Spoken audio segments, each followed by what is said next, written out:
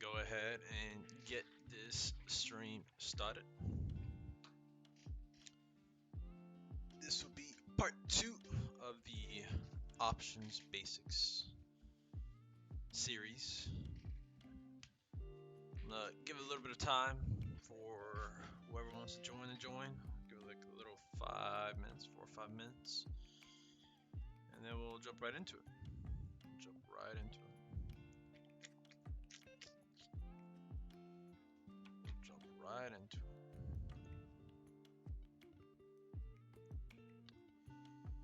I guess like that first user, another TT viewer. I assume that to be like yourself saying that.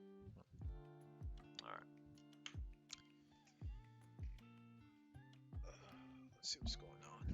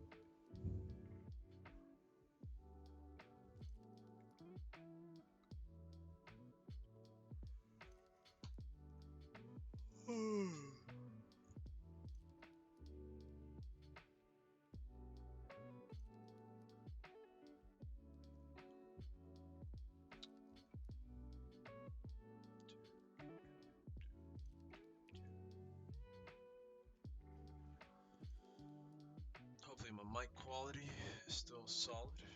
My last video, it was alright. It wasn't that great. It was aight.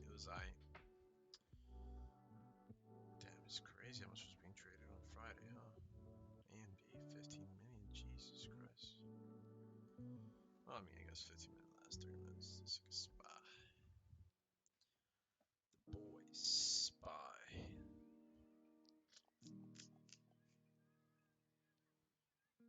Oh, baby.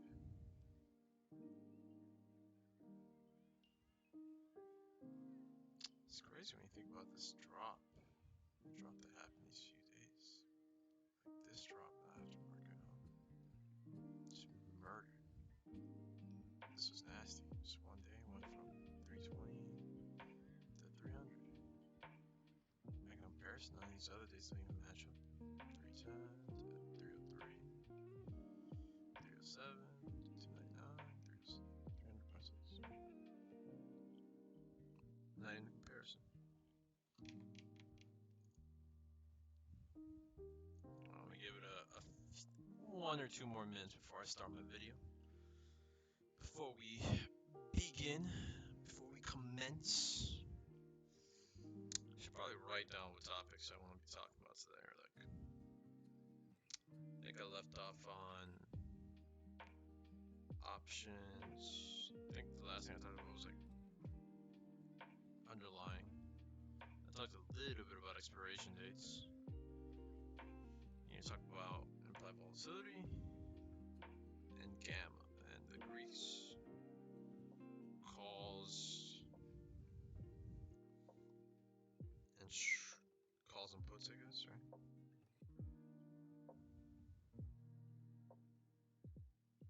I guess you can talk about calls and, well, I guess I should mention calls and puts first, and then I'll mention the Greeks afterwards. Yeah, I'll mention calls and puts first.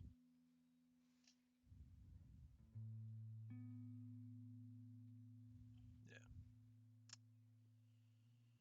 So 1 more minute before I start for anyone who was planning to get into here, we'll get in here.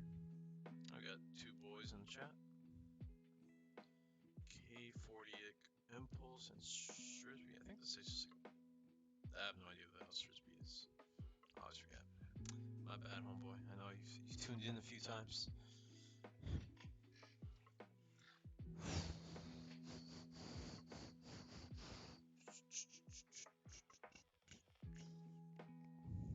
And these beats are. You need to find like something more. I don't know. This is like putting me to sleep.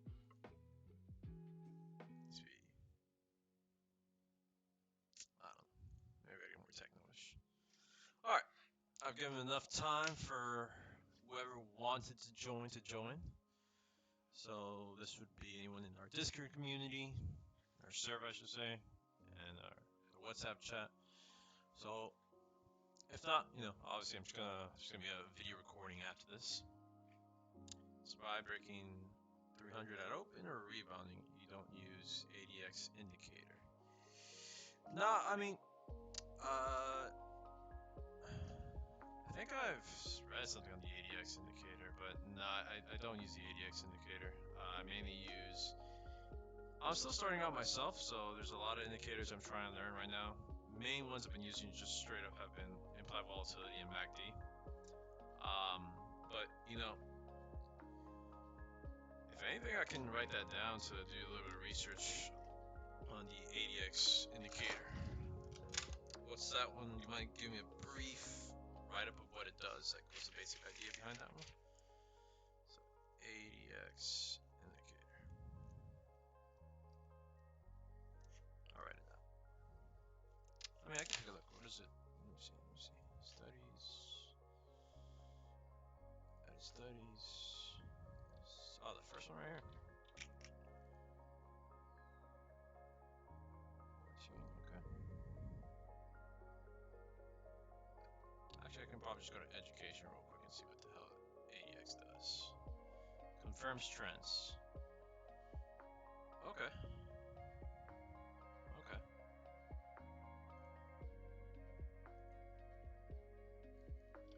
It confirms trends. How though? How do we confirm trends with that? Let's see. Let me do a quick read. The average direction index is calculated as a moving average. The directional index is used for strength and evaluation. IDX values might indicate that the market is trending, while low values considered significantly weak or non-trending conditions. So then we would say the number 4 is used to calculate the type of moving average being used in these kinds of simple, exponential, weighted, Wilders, or Hull. Okay. So in this case, using Wilders. I have to read a bit more about it to get a better understanding. Like, yeah, it confirms trends. I'm guessing just the higher value means that the trend is stronger, and lower values mean that the trend is weaker, I would assume, right? Sort of. I'll take a look into it though. Appreciate the suggestion. I'm always looking for different things to kind of like look into, so I'll read about it. So I'm assuming this means that there's some sort of strong downward trend. Okay, I see. It's kind of like MACD in a sense, right? MACD doesn't really confirm or deny trends. MACD just points towards momentum in one direction versus another direction, so who knows? But nonetheless. Okay, gotcha. Well, I'm gonna go ahead and get started on the sort of topic for today. This will be the second part in my options basic series.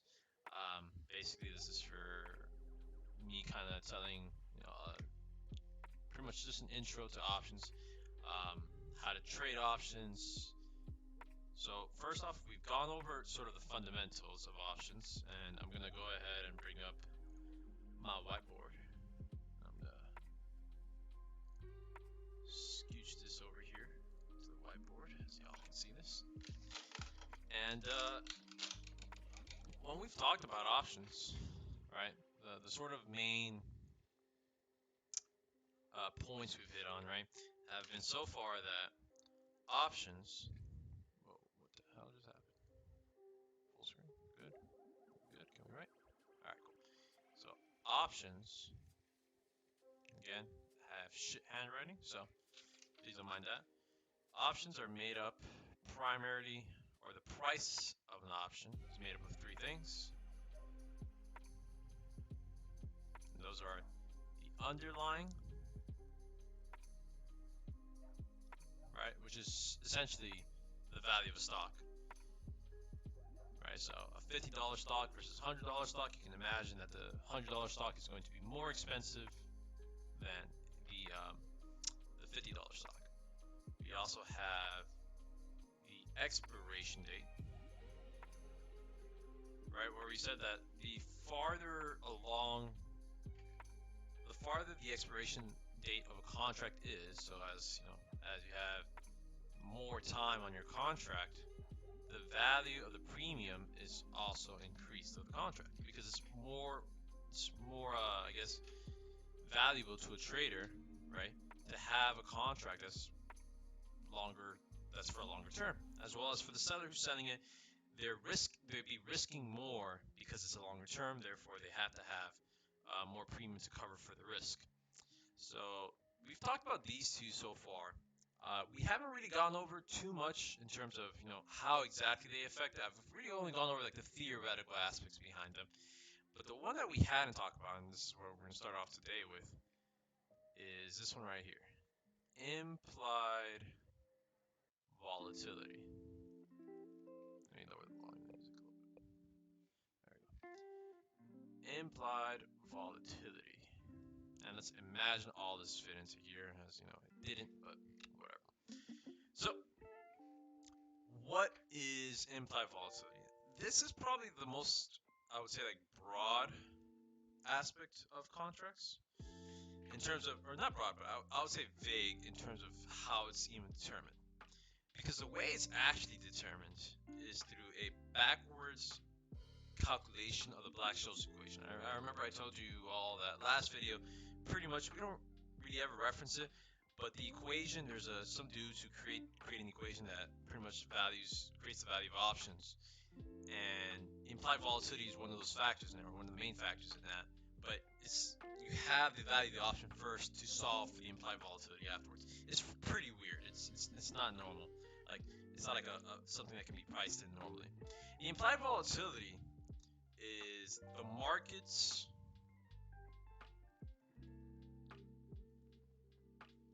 future expectancy or future expectations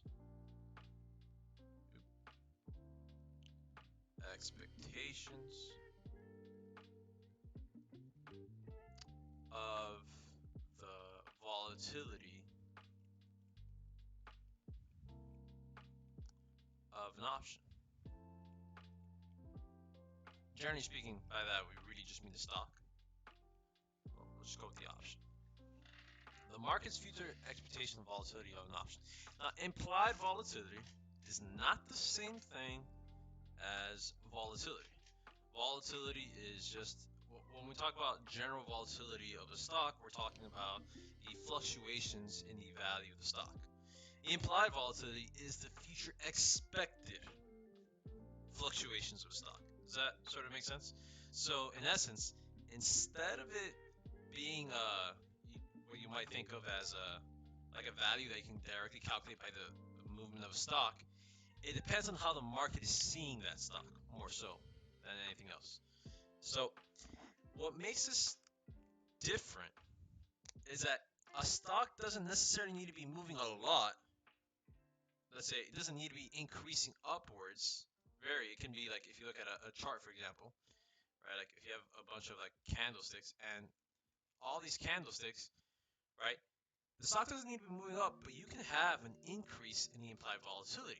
Why would that be the case? Well, because maybe there's some sort of news that's going to be coming out that will raise the value of stock, that the market expects will raise the volatility of an option, right? So another way I like to call the implied volatility. Yo, what up, Swaggernaut? Appreciate the dropping by, man. Just to give you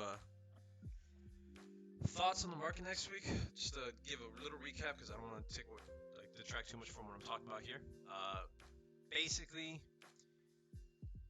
we pretty much have confirmed news of the kind of like the stimulus package that is most likely coming out on Tuesday. So we have good news there. But job unemployment rate is like not the unemployment rate, but job findings for unemployment is like 45 million Americans. So it's a mixed bag. But word on the street is that $500 billion stimulus package that's coming through on Tuesday is going to raise a lot of companies. I think for the most part, we're going to see we'll probably see a drop off tomorrow, or it might increase back tomorrow. We'll see how the futures plays out. Um, but if I were to give any recommendations as to how I think it'll stay, I suggested practically like a week and a half ago after I saw like that first big drop off that happened on the Thursday, I think it was like June 7th or whatever date that it was. I thought we're gonna see a gradual decline in the market, right? Like I think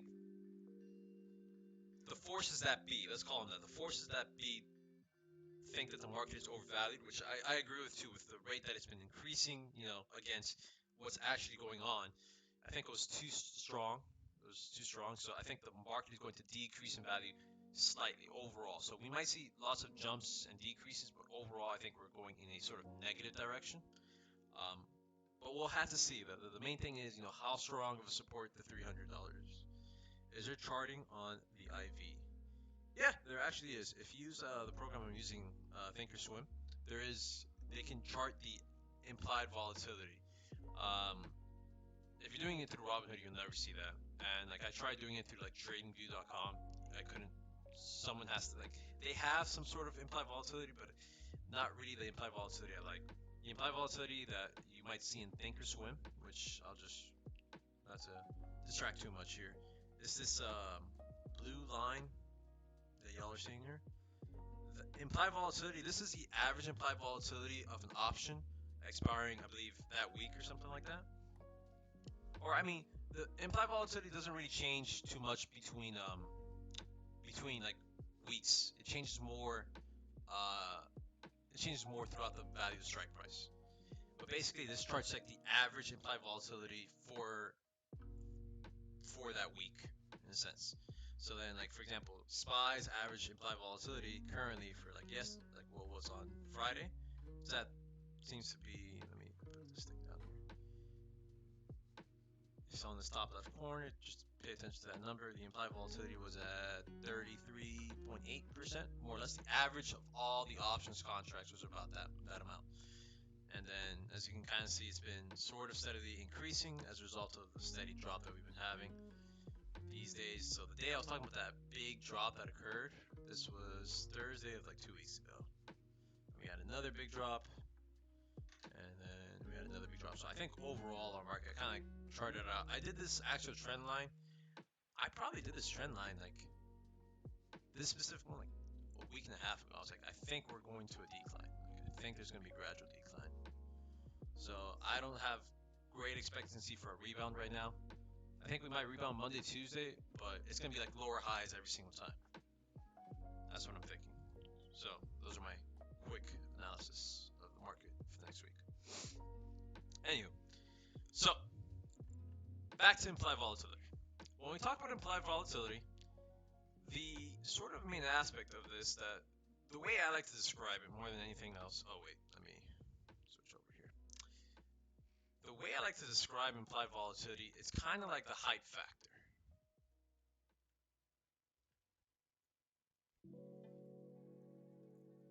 The hype factor. Let me circle this in red.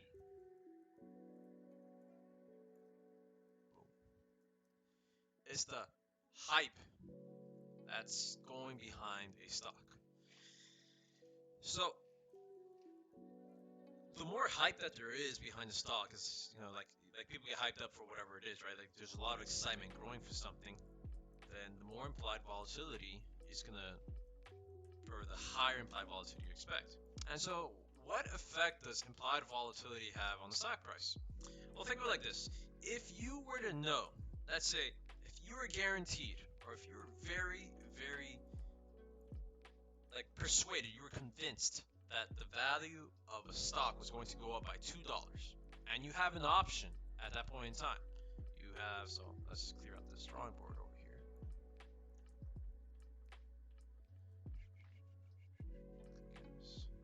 So you currently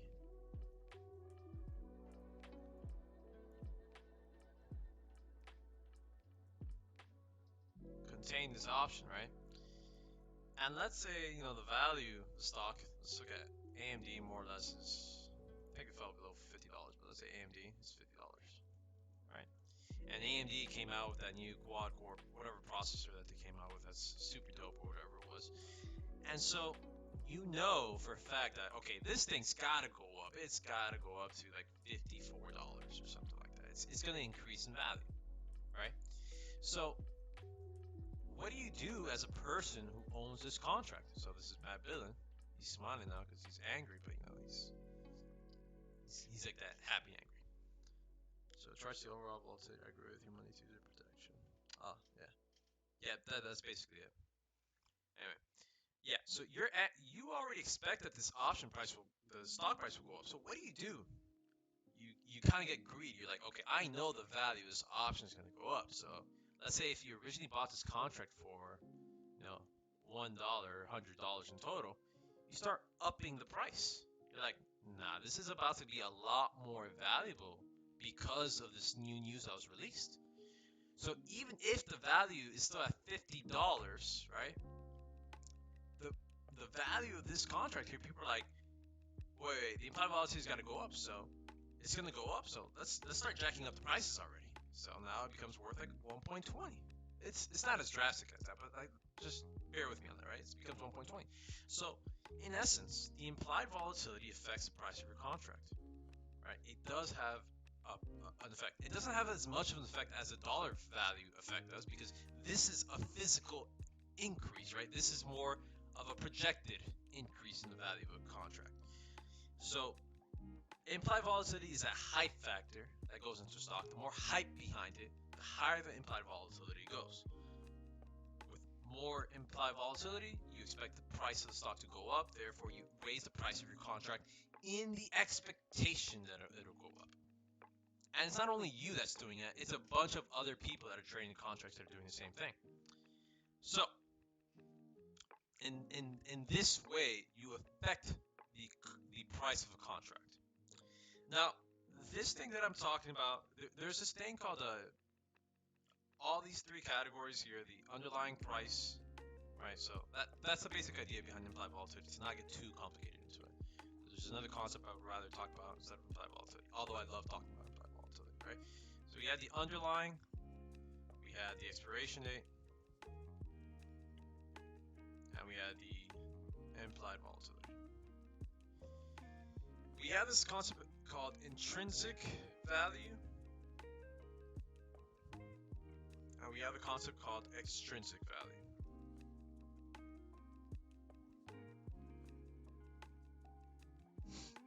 The intrinsic value of a contract lies solely in the underlying value.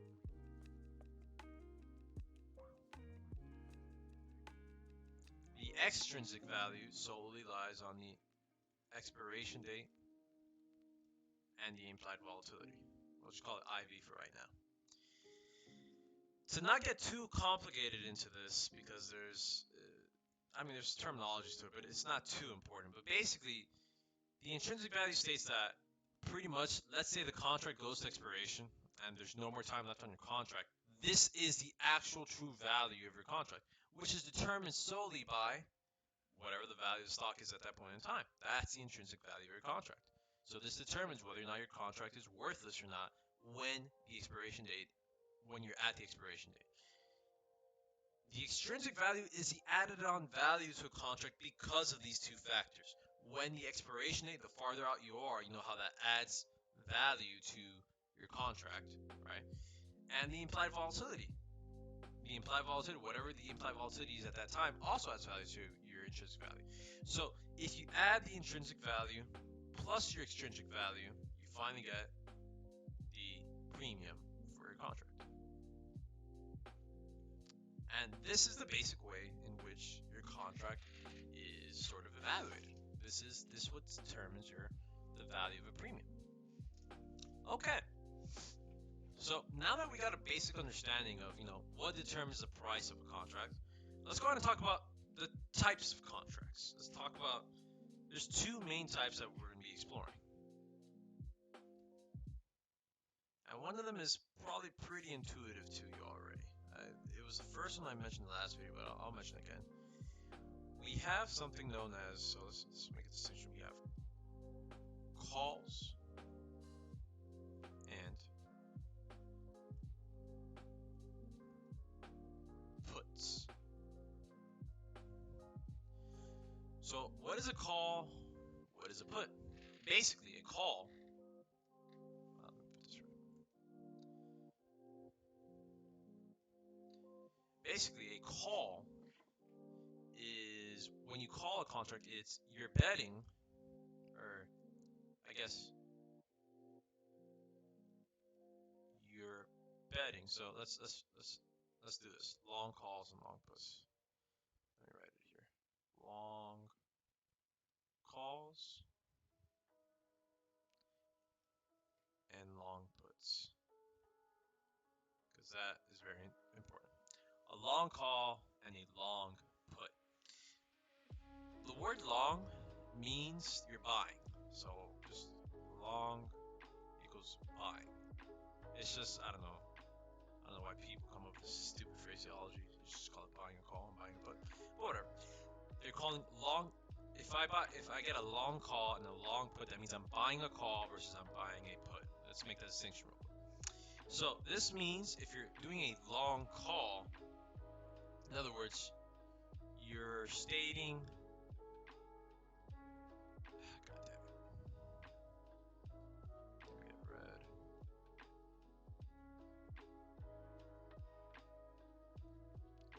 You're stating that the value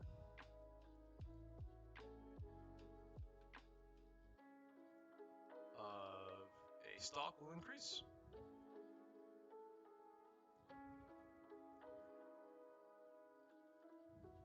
Right? So, in other words, if you buy a call, that means that you expect the stock price, let's say we want the stock price goes from 50 to 55.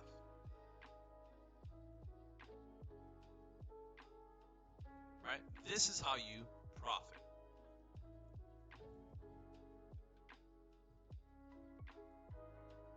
That's how your contract gains value, by buying a call. When you're buying a put, basically the vice versa. You're stating that the value of the contract. You're stating that the value of a contract, or of the stock, I should say, a stock will decrease.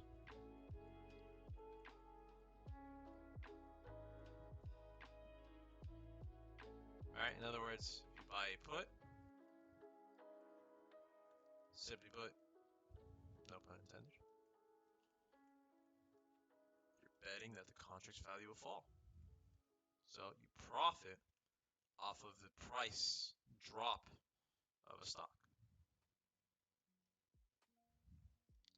So, because you're allowed to do this, you're allowed to place a long call versus a long put in contracts. This is one of the most popular reasons as to why traders like to use options. Because normally this idea of profiting off the decrease of the price of a stock is called shorting. Right? You can do something called shorting a stock, which is essentially you borrow shares from from the broker, you sell it in the market at a higher price, and you buy it back at a lower price. You buy back those shares at a lower price, give the shares back to your broker, and that price difference from when you sold it at to where you bought it at, that's the amount of money you end up making from this. In most cases, though, there's usually more transaction fees that are applied to that, and a lot of brokers don't really allow people to do that, especially if you're a bank account. It's like you have to have a certain account size to be able to even do that in the first place. So for the most most part, long you can't really short stocks, but you can sort of artificial or like you can sort of do it. Not sort of, you can exactly do it with options by doing these things called long puts. These are exactly shorts, but that are legal, that you're allowed to do so. Um, so that's a huge advantage that options have over stocks. If you don't really have that account size for it, if you don't have the permissions or whatever, then you can still make money off the price decrease of a stock. Otherwise, you wouldn't really be able to. So this is an extremely strong, I guess, choice that's available to you as an options trader. So that's just something so that I can kind of put that out there. Let's talk more about like what it means to say that you're staying at the value of a stock will increase. Like what is a call exactly, right? Because remember when we talked about a contract, I had mentioned specifically about it saying that you're buying the right to buy shares. So that was specifically for put calls. So if you do a long call, right, that means you buy a contract, and within that contract, wait, did I get a text?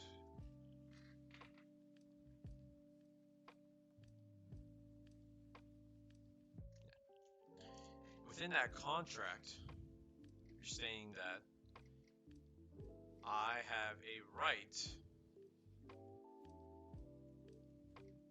to buy 100 shares of a stock, right? And last video we talked about a contract is saying that you have the right to do something, but you don't actually have to exercise that right. And in either scenario, you still make money off of this, right? If the price goes up, yeah, if you all haven't looked at it, just look at my Twitch or my YouTube channel. I'll make a link to it for the YouTube channel. Basically, the value of the contract increases if the stock increases. When you do a long put, however, the long put is very similar phrasing. It says, I have a right to sell 100 shares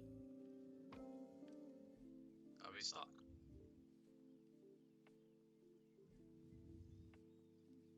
If you guys have any questions, oh wait, would shorting in this case also be called selling a call? Oh, yes and no. Shorting would be called selling a call, but the shorting in the aspect that you would think of shorting isn't really. Selling a call has different implications than like buying a long put or getting a long put. Like they have different implications with them. That would be important to like go over. That's not. I won't be going over that in this options basics video because it is it's a fairly useful thing to do, but it is sort of complicated to like describe like what's going on in the first place. But I will talk about that at one point though. I will talk about it. Anyway, so I have a right to sell 100 shares of stock. So like this would sort of make sense intuitively, right? Someone sold you a contract and you're saying that you have a right to buy 100 shares of stock. So like the long put might not make sense to a lot of people. Let's talk about that one real quick, just to sort of clear the air with what's going on with the long put. So let's say here's me again, the angry antagonist, Mad Billy, right? And we got Cash Money 305. It's got dollar signs for eyes. He's selling me a contract. But what he's selling to me isn't a call. He's selling to me a put. So this is a put. Now, what does that put contract say about him? Well, this put says, so selling, shorting, shorting a put. The contract that he states is, oh, I am obligated to sell or to buy 100 shares of a stock at an agreed upon price.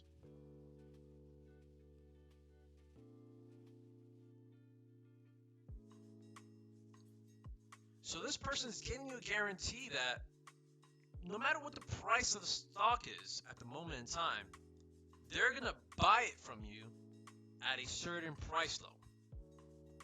They transfer that over to you, right?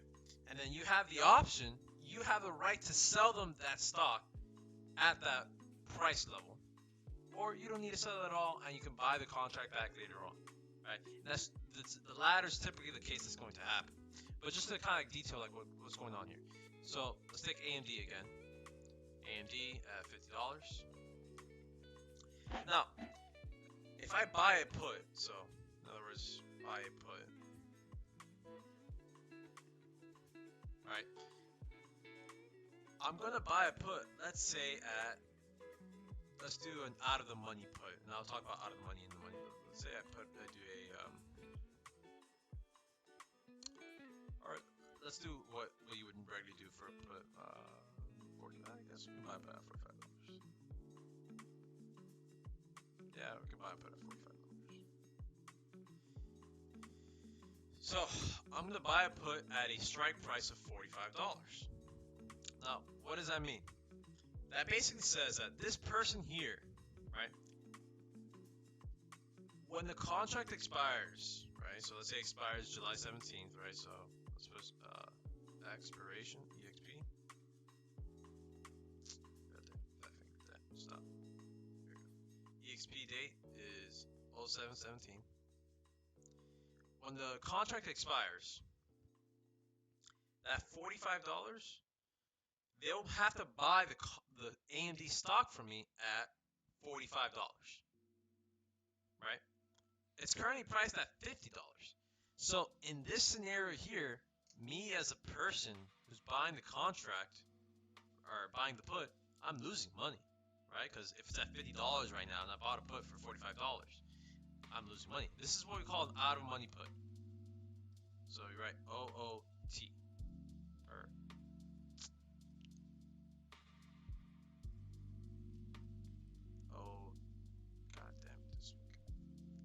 OTM. This is called an OTM put. It's out of the money because I'm already losing money if it stays at this price. But what if AMD goes down to $42? Now here's a different story. The value of that contract, right? This person, they agreed that they have to buy it from me at $45. Now, AMD's at $42. So what does that mean? Well, that basically means they kind of screwed themselves over. Because instead of getting it at the lower price of $42, right?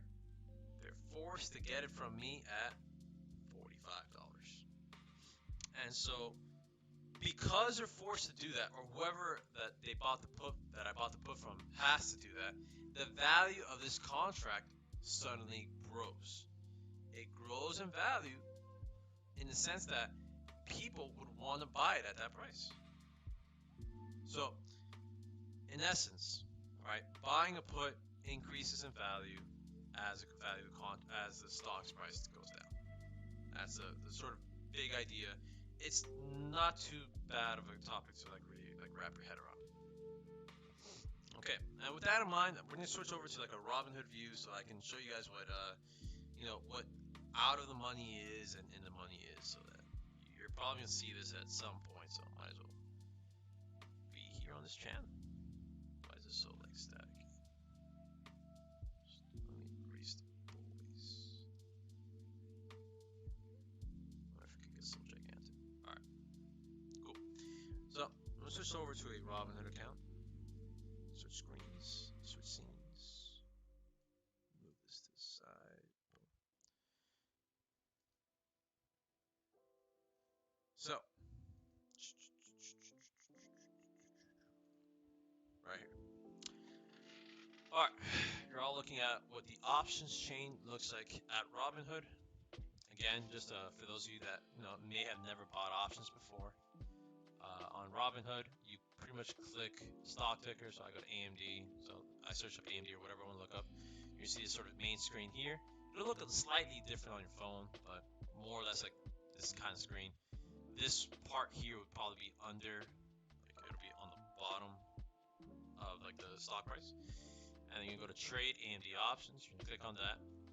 For those of you that don't have options turned on, you gotta go to your account settings, and then there's gonna be a button called like enable options, and you just have to like answer all the questions that are there. So let's look at AMD for example. Just to detail how the options change look like, just to give you guys a quick introduction, at least how it looks like on Robinhood. On the left hand side, you have that strike price thing that I was talking about. You have a bunch of different strike prices laid out for you, and you have on the top it says buy, sell, so in other words long or short, calls and puts, right? So you can click one or the other. So this is the buy put, this is buy call, and then on the right here you can choose the sort of expiration dates you want to go with.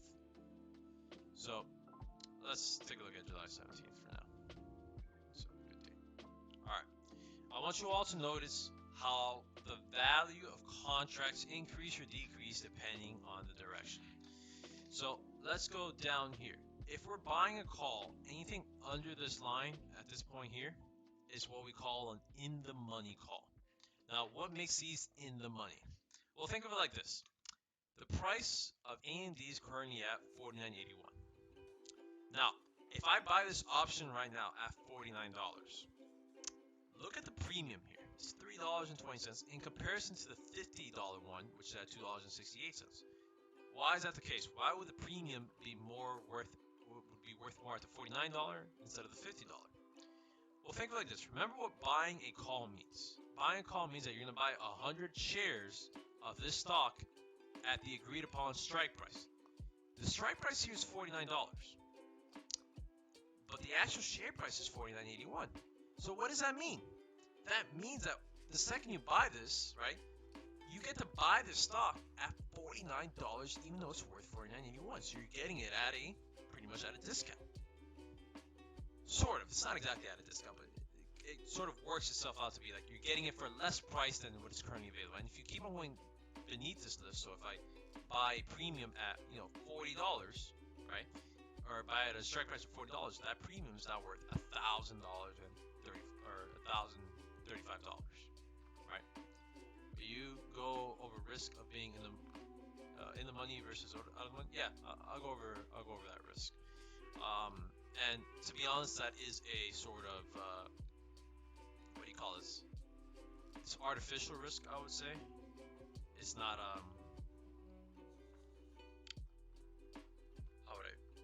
I'll detail. I got you. I'll finish this explanation first, and I'll talk to you like what are the advantages of doing one or the other.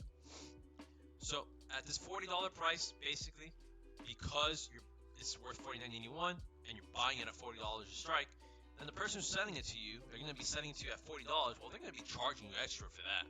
So that's where you get this $1,035. So if you're buying a contract, buying a call, and it's beneath the strike price, this is what we call in the money. You're in the money at this point in time. That means if this contract expired tomorrow, you are already earning money as a result of that. Like, in a sense, you're earning money. Now, anything above that strike price or that share price is what we call out of the money. Now, notice the value of the contracts decrease the further out of the money you get. Why is that the case? Well, essentially, because here, the person you're buying the contract from, they have to sell it to you at $60, but this thing's worth $49.81. So it's like, you as the buyer, would you want to actually buy it at $60? No, it makes no sense to actually buy it at $60. So you're at a loss here. So you're putting yourself at a lot of risk as someone who's buying a contract by buying it at $60, because what if the value of the share price doesn't go above that? That means you're going to be losing money guaranteed.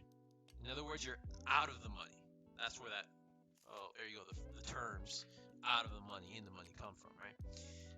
So essentially, when you're out of the money, the more out of the money you get, the value of the price decreases, the value of the contract decreases. And then if we go to puts, buying puts, it's the inverse of that, as you can probably imagine. if the share price is $49.81, the higher above the share price you go, that means the person, they're agreeing, right? Whoever sells you this contract, because remember, you're buying it from somebody else. Whoever sells you the contract, they're agreeing to buy it from you at these prices, at this strike price. So let's say at $55. So if I buy this contract here, the person who's selling this to me, agrees to buy AMD for $55. And if it were to expire tonight, or like whatever tomorrow, and the share price is still $49.81, that person is losing money. So as a result, they're going to charge you a higher premium to sort of like make up for that, because like they don't want to like lose that money either. You know, they have to try to benefit out of this trade. And so the more in the money you get, so if you're buying a put and you're above the share price, you're in the money, right? The more in the money you get, the more valuable is this contract. So like a $90 in the put money, or in the put, is worth $39,000 or $3,900 as an example. And the more out of the money you get, so below the share price, the value of the contract decreases, and so on and so forth, right? One thing you will notice is that the sort of value, there's a certain like cutoff points where it's only worth $1, and that's just normally that there might be some people setting it at that price point. Usually not many people are. These contracts are pretty much, I wouldn't call them worthless, but you probably want to avoid these guys. Probably it would be in your best bet to go over these guys. If you notice, there's this thing called break even on top here. What this means is that, so let's go to buying a call real quick. That the contract, let's say if I buy a $49 call, for me to break even on this, the price of AMD has to go up to $52.20 by expiration, not immediately, but just by the expiration date. Because if this contract was worth $320 for me to purchase, right, I add that, or $3.20 per share, I add that to this number here, and that's $52.20. In other words, that's the point in time in which I'm not losing any money if I bought this contract. Contracts are kind of like insurance policies for the people that are selling it. I'll go over that probably like whenever we talk about selling calls and selling puts. But let's go over K40's question here. What's the risk of buying an in the money versus an out of the money contract? Well, remember that thing I mentioned before about that intrinsic value versus extrinsic value, right? The value of a contract is determined by those two things. The intrinsic value, in other words, the value that is determined by the share price, right? And then there's the extrinsic value, which is the value determined by the expiration date / implied volatility. Okay. Well, if you are out of the money, if you're in this area here, think about it like this. You, as someone who owns that contract, right? Would this contract be of any value to you if it expires out of the money? If the share price is currently at $49.81 and you bought it at a strike price of $53, is it valuable for you to actually maintain that contract and buy it from someone else at $53? Probably not. It probably would make no sense, because you'd be even losing even more money. Yeah, you'd be losing even more money if you did that route. Versus if you bought a contract at $45, well, if the share price remains at $50, which is basically what it's at, then at the very least, the share price is $45. The strike price is $45, so at least you're buying AMD for $45 instead of buying it for $50. So this intrinsically has value versus these up here. Now, why does this matter? Well, if you expire out of the money, or if the contract goes to expiration date, let's say we hit, chaotic, gotcha, bro. If the contract hits the expiration date, so let's say it was July 2nd, which is next week on Thursday. If it hits the expiration date, the value of this is automatically 0.01, or in other words, $1. It's going to be pretty much worthless. While these will still retain some sort of value at the expiration. Now, if you were to think about it like that, why would anyone ever buy a contract out of the money? Why would you do that? If it expires, let's say like out of the money, right? Like, why would I buy a $55 contract instead of a $45 contract? Well, pretty basic reason for that. Look at the price range of a $55 contract, 24 bucks, versus a $45 contract, $530. It's quite the difference in price. It's quite the difference. So you'd have to spend like 20 times the amount to own a contract of AMD here. So for the fellas that may not have the investing power for $55 or for $530, this seems a lot more pleasing. And it's a chaotic question of, like, what's the like is there really a risk into doing this? It's only a risk if you wait till expiration date. If you wait till the contract expires, then yeah, you pretty much lose your money. But if you sell, let's say, a week, 2 weeks, 3 weeks before your contract expires, then in reality, the amount that the contract moves is going to be pretty much exactly the same. Or it wouldn't move the same, but you'll still gain money out of this. You're not going to lose money. So if AMD goes from 49 to 53, the value of this goes up, and you can sell based off of that. To scalp, I mean, you can scalp off of it, but you don't need to necessarily scalp. You don't need to necessarily scalp. This is, if you expect the value of a contract, if you expect the value of a stock to go up, you're not really scalping. You're just getting it at a lower price. That's pretty much it. If we look at the $45 contract, right? We'll talk about the Greeks in just a sec. But essentially, you're going to gain money no matter what. The only difference is the amount of money you gain from this contract. Let's say for every dollar increase that this goes up is going to be less than the amount that you gain from the $45 one. And I'll explain to you like how we determined like how is it less versus like what creates that situation. But just think about it like this: like even if this moves up $1, right? If it moves up $1, you're still out of the money, so it's not that valuable.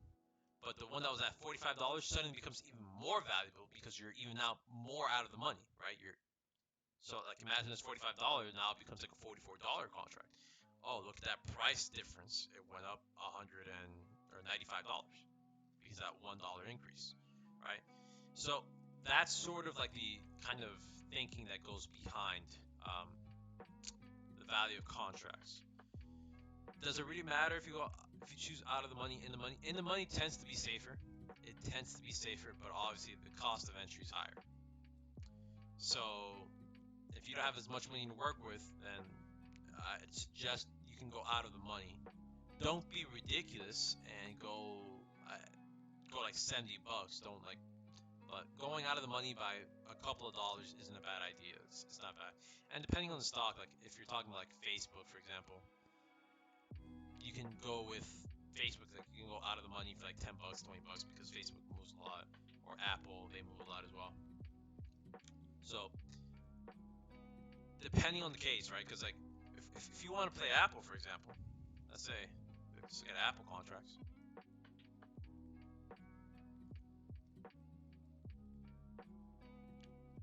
And this is that we're looking at it July 2nd. There's huge risk. I'll explain to you like why is it risky to getting an expiration date that's very close. There's this thing called expiration date. The closer it is, remember that the value of the contract is less, right? Look at this. Look at this. For you to go out of the money by what's essentially $1.30, you're paying $588 to play Apple. And let's say you knew for a fact there was good news coming out for Apple. You knew that the price of Apple is going to increase, right? Wouldn't it make sense to you? Okay, well, instead of maybe investing $580, let's just go for like $218. So I don't have to pay that much for it, and I can still profit off the increase of Apple. If you only play in the money, then you really limit yourself to like what stocks you can actually afford to buy. If that makes sense. And that's because we're looking at expiring July 2nd. If I look at July 17th, yeah, 1,000. Yeah, it's big boy money. But this contract suddenly becomes a little more affordable at 370, at 380, becomes more affordable. Yeah, it's 30. Don't get me wrong, that's still like 30 bucks above it. But with how much Apple regularly moves, it can move like 10 bucks in a day, 5 bucks, or like whatever. Like this is a good amount. Like, it's not a bad contract at all. Just don't wait till the last week to sell, because as time goes on, and we'll talk about this right now, we're going to be talking about the Greeks right after. As time goes on, the value of your contract decreases, right? That's the whole thing of like as you get closer to expiration, the contract becomes less valuable. Therefore, this number decreases over time. Okay. All right. So that's going over calls and puts. And so, damn, this video is lasting me longer than I thought. I don't want it to last so long because I want to spend like an hour. Let's see, because I didn't want to talk about delta, theta, and all that stuff. But if the video's taking me this long, I might leave that for tomorrow instead. I guess whenever buying a call, buying a put, if anything, I can show you all, like what it looks like to buy a call here. And I'm trying to keep these videos about an hour. So, show you all trading an AMD option. Let's say I pick $53. Tomorrow we're gonna be talking about this thing called the Greeks. Yeah, because this does deserve its own like hour time slot. And I'm not gonna be here for another hour teaching this. So, we pick 51 bucks. Right. Just check market here on Robinhood. Continue. You'll see the long call. Then you buy how many ever contracts you want to buy. So let's say I want to buy, I don't know, 2 contracts, for example. They tell you the cost of it is going to be $102, and then the limit price, which is saying, there's a bid and ask price. These are the prices at which people are buying the contract, and these are the prices that people are selling the contract. You have this thing called mark when you're dealing with contracts, which is essentially the average of the two. So what you hope is that one of the asks people that are asking, because you're a bidder in this case, you're hoping that one of the people that are selling it will meet you at that point of 51 cents instead of 52. If you need to buy immediately, then you set you don't use the limit price and you just buy it at the ask price. If you want to buy it immediately. But normally we try to buy at the mark here. Try to buy at the mark. And yeah, I think I'm gonna end today's video there. Yeah, it makes sense. Only hold week contract 1 day, monthly contract for a week or so. Yeah, cost in stage 9. You're alright about that. You are right about that. Chaotic. Yeah, pretty much weekly contracts. If you do that, so just what Chaotic was mentioning is correct. If it expires July 2nd, that's pretty much a day trade. You're buying and selling basically that same day. Like that's the idea, or maybe swing it for the next day, but that's already the case. You really want to sell these the next day. If you go out, I'd advise you to buy monthly contracts. So there's specific dates. So you see here, October 16th, August 21st, July 17th. These are monthly contracts. These are the ones that have the most amount of volume. These you can wait. If I do a July 17th one, I might wait maybe max a week. If I do an August 21st one, for example, I can wait like a few weeks on that one. I can wait like 2 or 3 weeks to sell contracts for that. October 16th. So like as the further out of your expiration date goes, your contract doesn't lose as much value per day. Therefore, you can wait till the price of the contract or the stock increases for you to gain money that way. And yeah. And buying a put is exactly the same thing. So if you want to buy out of the money put, you scroll downward. It's probably easy to tell just by the fall and decrease in prices. If anything, what you might be wondering is like why the difference in sort of like the values. So like notice that the values of calls or puts are like different. For the most part, calls tend to be priced higher than puts, just for the sake that Generally speaking, the market is expected to always increase in value, so that's what makes the calls more valuable than puts. So like over time, right? Like if you're looking at the historic market tendencies, right? The market tends to go upwards, so that's what makes calls more valuable.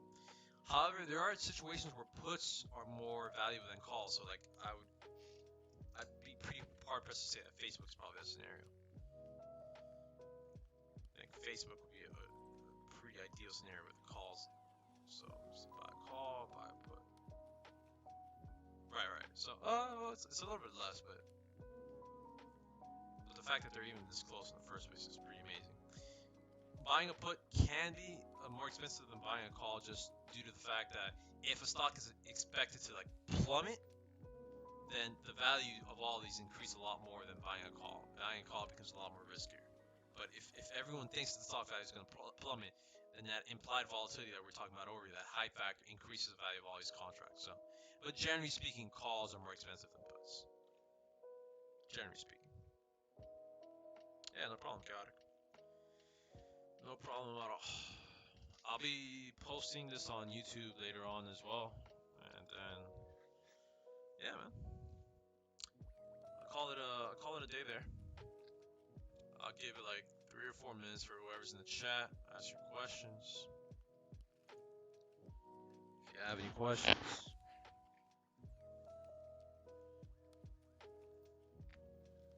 I'll wait like 2 or 3 minutes. So I haven't eaten and I'm hungry.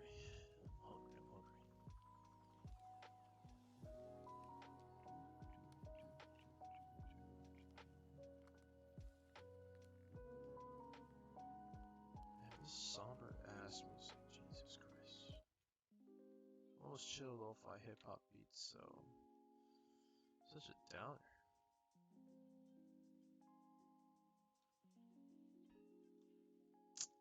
So, man, I've been listening to a lot of trap music lately, and it just gets you in a certain mood, and that shit hypes you up. That shit just hypes you up. Just move the camera this way so I can chat. So I gotta learn how to create thumbnails for videos. Apparently you're supposed to like pose at the very end of the video and then screenshot that and then use that. I'll probably do that when I give a shit to do that, I guess. I'm just gonna do like blank white options trading basics. I just don't want to be one of those like I hate clickbait. I despise clickbait. Like I understand the profit margins in clickbait, but I don't know. I just want my videos to be like genuine. Not saying that some people videos aren't. Like they do well, but I don't know. I'll think about it. But I definitely am going to revamp this sort of like options trading series, the basics. Like I want to have like a very clean. This is just like a rough draft. Like I would have to script this. I probably wouldn't even show my face, and I'd have like better diagrams and whatnot. That's for later. That's for way later on. This is just to get the boys in the chat started, so that they have something to kind of like reference to. I think. Let me see how many more videos do I need? We just got Greeks. I think after Greeks, I want to say I would be done with like option basics, because we talked about buying calls, buying puts. How's the price of an option work? The Greeks is tomorrow or sometime this week. Yeah, I think that's pretty good for option basics. And maybe I might make. I think that'd be cool to do like a what do you call this? An introductory, not an introductory video, but like a tutorial video on something about options. Maybe like a 30-minute video talking about something, how we use it. That'd be cool. Yeah, I can do that.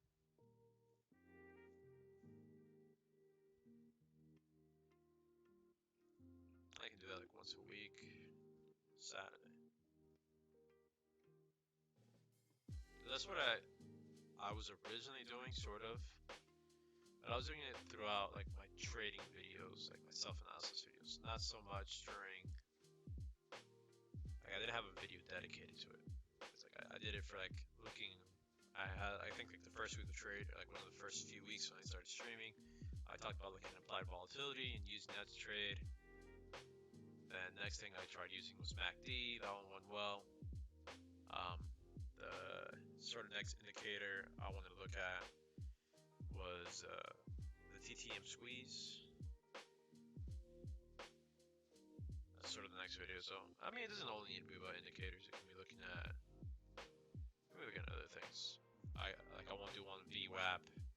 So I need to be using that a little more often. 9-day EMA as well. We'll see. Alright, I think that's pretty much it in terms of people that are in the chat. There's only one more user left, Lurks. I was thinking like Lux for a sec, but I just got it, Lurks. Alright, well, I'm gonna be signing off. Matt Billen.